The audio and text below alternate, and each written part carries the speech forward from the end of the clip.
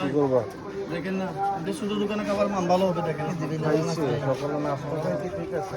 আচ্ছা, মাছের ভেরিয়েশনটা খুব মাছ তো রাত্রেগুলো খাইছি তো আমি বলি আপনারা যে এই মাছগুলো খান বেস্ট হবে না। এগুলো খাইছি কালকে। ওটা কি? এটা বললাম কত সুন্দর মাছগুলো আবার পুরা লাগা বাবা কিনে দিয়ে এগুলো করবো। না রে ওগুলা আরে কোনা হচ্ছে দুপুরের খাবার, ফ্লাইং ফিশ, ডাল, ভর্তা।